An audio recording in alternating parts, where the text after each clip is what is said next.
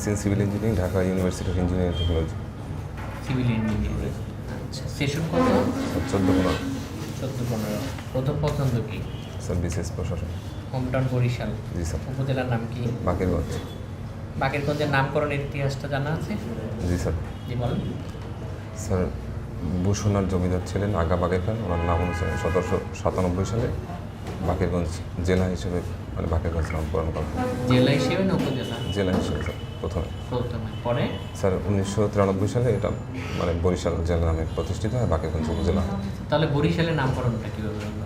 Sir এটা sir বিভিন্ন মতবাদ পাওয়া যায়। বলা আছে যে বড় বড় শাল গাছ ছিল। একটু লাউড আর একটু জোরে বলেন। স্যার বড় বড় শাল গাছ ছিল, এই জন্য যে বড় বড় শাল ওই থেকে বরিশাল হয়েছে। অথবা স্যার ঢাকার যে ব্যবসায়ীরা ছিল তাদের বড় বড় লবণের মানে আড়ত ছিল, তো এটাকে বরিশাল বলতো, ওই জন্য বরিশাল হয়েছে। আরও একটা মতবাদ পাওয়া যায় যে পর্তুগিজ বেরি এবং শেলি এই দুজনের প্রেম কাহিনী ছিল এবং তাদের নাম অনুসারে বরিশাল হয়েছে। কত নম্বর সেক্টরে ছিল এটা মুক্তিযুদ্ধে? স্যার 9 নম্বর সেক্টর। সেক্টর কমান্ডার কি? Sir major Mohammad Abdul Jalil. তিনি একাই ছিলেন? পরবর্তীতে আরও কেউ ছিল? যে উনি নভেম্বর মাসে উনি গ্রেফতার হওয়ার পর এখানে অন্য আরেকজন ছিল। অন্য আরেকজনের নামটা কি?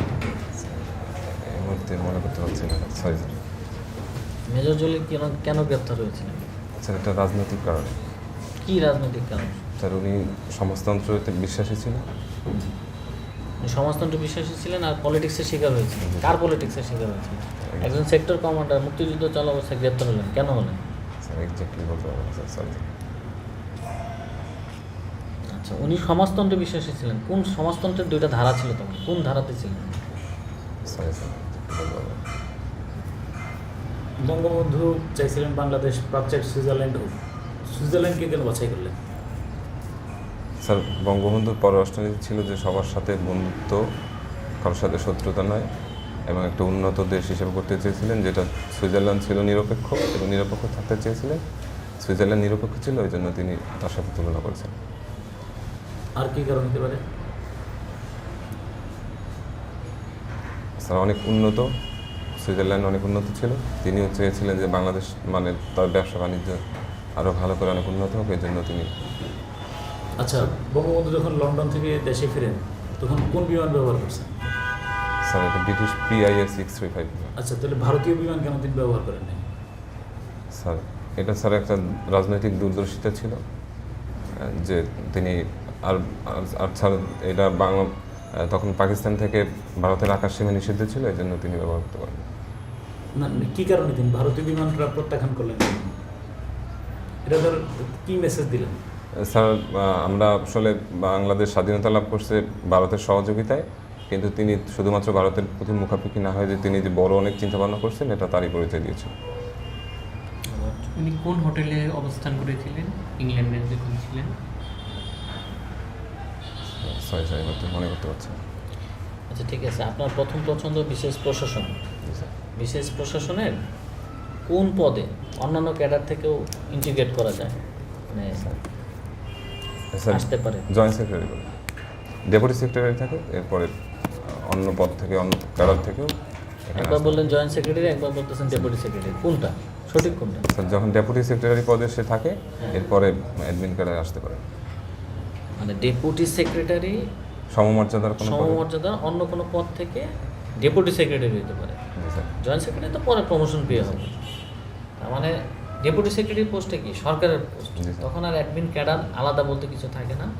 তখন যদিও প্রশাসনের অংশ, বা ডেপুটি সেক্রেটারি হচ্ছে পোস্টটা হচ্ছে মিনিস্ট্রির পোস্ট। মিনিস্ট্রির পোস্টে অন্যান্য ক্যাডার থেকে আসতে পারে। এটা রেশিওটা কত? স্যার 75% অ্যাডমিন ক্যাডার থেকে এবং 25% অন্যান্য ক্যাডার থেকে। Very good. মানে আপনি জানেন যে 75% আসবে অ্যাডমিন ক্যাডার থেকে, 25% আসবে অন্যান্য ক্যাডার থেকে। এটা গেল একটা। আপনার 75% যখন অ্যাডমিন ক্যাডার থেকে আসলো, 25% আসলো আমার অন্যান্য ক্যাডার থেকে। এই 75% যখন প্রমোশন পাবে, তখন যায় রেশিও কত হয়? আসলো, আসার পরে তো সবাই উপসচিব। অ্যাডমিন ক্যাডার থেকে 70 জন আসলো, অন্যান্য ক্যাডার 75 জন আসলো, অন্যান্য ক্যাডার থেকে 25 জন আসলো, 100 জন উপসচিব হলো। এই 100 জন যখন উপসচিব থেকে জয়েন্ট সেক্রেটারি হবে, 100 জনের সবাই তো জয়েন্ট সেক্রেটারি হবে না, ধরেন 50 জন জয়েন্ট সেক্রেটারি হবে, তখন রেশিওটা কি? 70%। হ্যাঁ, 70% অ্যাডমিন ক্যাডার থেকে আর 30% অন্যান্য ক্যাডার থেকে। এটা কি শিওর আপনি জয়েন্ট সেক্রেটারি রেশিওটা জানেন? স্যার আমি যতটুকু জানি 70%। এই রেশিওটা বিষয় আছে। এই রেশিওটার সময় যারা অ্যাডমিন ক্যাডার থেকে আসছে সবাই জয়েন্ট সেক্রেটারি হওয়ার দৌড়ে থাকবে, কিন্তু যারা অন্যান্য ক্যাডার থেকে আসছে, উপসচিব হয়ে আসছে, অন্যান্য ক্যাডার থেকে উপসচিব হয়েছে, তাদের সিনিয়রিটি অনুযায়ী অনলি 10% হবে। Sorry sir. যার কারণে আমরা অনেকে ক্যাডার সুইচ করি, বুঝে না বুঝে, কিন্তু তখন গিয়ে মানে আমরা ক্যাডার সুইচ করলে উপসচিব থেকে জয়েন্ট সেক্রেটারি হয়ে যাবো, অ্যাডিশনাল সেক্রেটারি হয়ে যাবো, বিষয়টা তা না। ওই সময় সিনিয়রিটিটা তাদের সাথে আর যায় না। সিনিয়রিটিটা শুধুমাত্র আপনার ওই যে কজন উপসচিব অন্য ক্যাডার থেকে আসলো তাদের সিরিয়ালি সিনিয়রিটি হয়। যার কারণে 21 ব্যাচের প্রশাসন ক্যাডার এখন জয়েন্ট সেক্রেটারি, কিন্তু 18 ব্যাচের উপসচিব যারা অন্য ক্যাডার থেকে আসছে তারা এখনও উপসচিব, কারণ তাদের ওই সিকোয়েন্সে তারা এখনও সিনিয়রিটি পায় না। ডেল্টা প্ল্যান কি? বাট গুড যে আপনি বিষয়টা জানেন, মানে যতটুকু জানার দরকার ততটুকু জানেন। ডেল্টা প্ল্যান কি? স্যার ডেল্টা প্ল্যান হচ্ছে স্যার পানি সম্পদের সুষ্ঠু ব্যবস্থাপনার মাধ্যমে এবং ভবিষ্যতে পানি সম্পদকে ব্যবহার করে যে আমরা লাভবান হতে পারি এরকম একটা পরিকল্পনা। আচ্ছা, ডেল্টা প্ল্যানে কয়টা পার্ট আছে আর কি? টোটাল কয়টা সিনারিও এখানে অ্যান্টিসিপেট করা হয়েছে? কোন দেশের সাথে কোলাবোরেশনে বা কোন দেশের কারিগরি সহায়তায় ডেল্টা প্ল্যান ডেভেলপমেন্ট করা? নেদারল্যান্ডস। নেদারল্যান্ডস। আচ্ছা, নেদারল্যান্ডস কেন চুজ করালাম আমরা? কারণ স্যার আমাদের মতো নদ নদী দিয়ে ভরা ওই দেশটা, নদী নদন দিয়ে ভরা নাকি ডেল্টা? এটাও স্যার নদ নদী। আচ্ছা, ওইটা সি লেভেলের নিচে জানেন তো? জি স্যার। নেদারল্যান্ডস। আচ্ছা, আর আপনার এই যে থার্ড চয়েস হচ্ছে বিসিএস কাস্টমস, জি স্যার। ওইটার হায়ারার্কিটা বলেন তো? সরি স্যার বলতে পারবো। আপনার সেকেন্ড চয়েস হচ্ছে বিশেষ পুলিশ, এটা হায়ারার্কিটা বলে। স্যার প্রথমে প্রথমে অ্যাসিস্ট্যান্ট সুপারিনটেন্ডেন্ট অফ পুলিশ, তারপর senior assistant superintendent of police, তারপর সুপারিনটেন্ডেন্ট অফ পুলিশ। আচ্ছা, এখন এই senior assistant superintendent of police এই পোস্টটা কি পুলিশে আছে না নাই?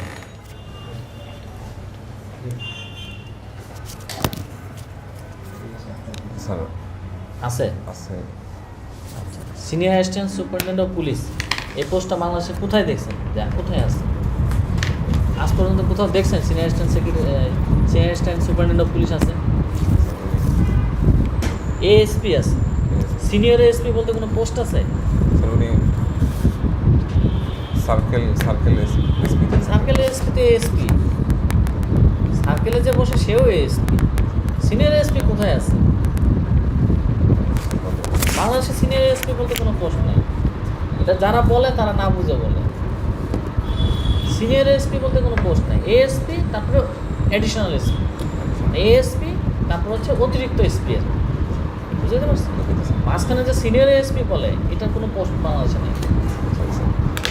অনেকে হচ্ছে এএসপি যখন হয় তখন 2টা পিপস পরে, যখন সার্ভিস 4 বছর হয়ে যায় তখন 3টা পিপস পরে।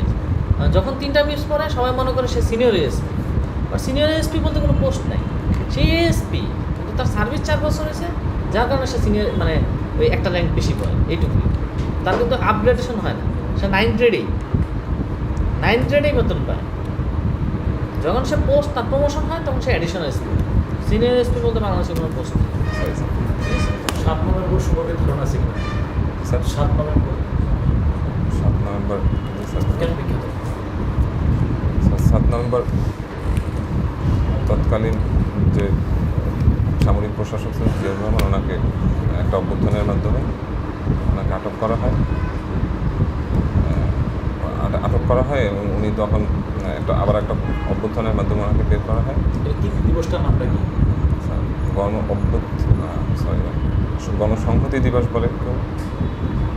পুরাটা বলেন, পুরাটা। মানে এটা দুই দল দুই রকমভাবে বলে। এখন আপনি যেটা বললেন আর কি গণসংহতি দিবস বা যেটাই, এটা বিএনপি বলে। বিএনপি এটাকে কি নামে বলে? জাতীয় গণসংহতি দিবস, বিপ্লব সংহতি দিবস। বিপ্লব সংহতি দিবস। জানলে তো পুরাটা জানতে হবে, না জানলে জানবেন না, তাই না? আওয়ামী লীগ এটাকে কীভাবে পালন করে?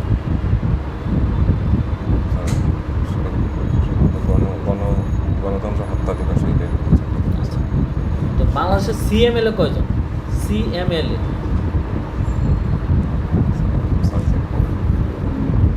7 নভেম্বর কি ঘটছিল? জিয়াউর রহমান ক্ষমতা আসছে, জি স্যার। জিয়াউর রহমান ক্ষমতায় আসার সাথে সাথে কি উনি প্রেসিডেন্ট হয়েছে? না স্যার, উনি কি হয়েছিল? প্রধান আইন সামরিক শাসক হয়েছে। প্রধান সামরিক প্রশাসক। এইটাই সিএমএলএ। এই সিএমএলএর ফুল মিনিংটা কি? মানে ওনার পোস্টটা কিন্তু ওই প্রধান সামরিক প্রশাসক এরকম কিছু না, ওনারা সিএমএলএ লেখে। এই সিএমএলএটা কি? স্যার জানি না। চিফ মার্শাল অ্যাডমিনিস্ট্রেটর, ঠিক আছে? চিফ মার্শাল অ্যাডমিনিস্ট্রেটর শুধু জিয়া না, আরেকজন ছিল, কে ছিল? স্যার খালেদ মোশাররফ। জেনারেল এরশাদ। এরশাদও তো চিফ মার্শাল অ্যাডমিনিস্ট্রেটর ছিল। মানে ওনারা রাষ্ট্রপতি হওয়ার আগে চিফ মার্শাল অ্যাডমিনিস্ট্রেটর পদবি ব্যবহার করতেন। রাষ্ট্রপতি তো ছিল পুতুল টাইপের, তারা অন্য জায়গায় থাকতো। আর মূলত কাজটা করতো সিএমএল। মানে সিএমএল সব মানে অলমোস্ট মানে ইকুইভ্যালেন্ট টু মানে বর্তমানে একটু এক্সিকিউটিভ হিসাবে যদি বলি তাহলে প্রধানমন্ত্রীর স্টাইল বলতে পারি। যে প্রধানমন্ত্রীর স্টাইলের প্রধানমন্ত্রীর যে ক্ষমতাটা ওইটা সিএমএল চিফ মার্শাল অ্যাডমিনিস্ট্রেটর, তাদের মানে র্যাঙ্ক ছিল বা পদবি ছিল হচ্ছে সিএমএল। তখন প্রধানমন্ত্রী বলতো না, বলতো সিএমএল। এবং উনি যখন সিএমএল কত বছর থাকতে পারে? সিএমএল থাকতে পারে 2 বছর। আর যখন সিএমএল এর পিরিয়ড শেষ হয় তখন ওনারা কী করছে? রাষ্ট্রপতি নির্বাচনে অংশ নিয়ে নিজেকে রাষ্ট্রপতি ঘোষণা করছে। সেটা নির্বাচন যেরকমই হোক। জিয়াউর রহমানের কবর সরানোর ব্যাপারে কথা আসছে, এটা কতটুকু সমর্থন করবে? স্যার স্যার বুঝতে পারছি। জিয়াউর রহমানের কবর স্থানান্তরের ব্যাপারে একটা আলোচনা চলতেছে, এটা কতটুকু সমর্থন করবে?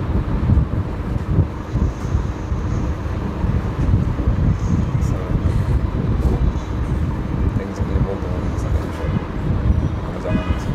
স্যার কোশ্চেন করেছে জিয়াউর রহমানের কবরটা কোথায় আছে, এটা কি জানেন? জি স্যার। কোথায় আছে? জিয়া উদ্যান, জিয়া ওটা চন্দ্রিমা উদ্যান। চন্দ্রিমা উদ্যান যেটা এইখানে একটা দলের দাবি যে এখানে কবর আছে, আর একটা দলের দাবি যে এখানে কবর হয়তো নাই বা থাকলেও সেটা মানে দেহাবশেষ বা ধ্বংসাবশেষ। এইরকম একটা প্রাঙ্গণে যেহেতু এখানে একটা এটা কোন নকশার আন্ডারে ছিল? এইখানে যে এইগুলো কবরগুলো আছে এইখানে কোনো কবরের কোনো নকশাতে ছিল না, কবরটা পরে মানে ইনকর্পোরেট করা হয়েছে। সো এইখানে কবর থাকাটা উচিত হবে না, এটা আরেকটা দলের ভাষ্য। তো আপনার ভাষ্যটা কি? কবর থাকতে উচিত না উচিত?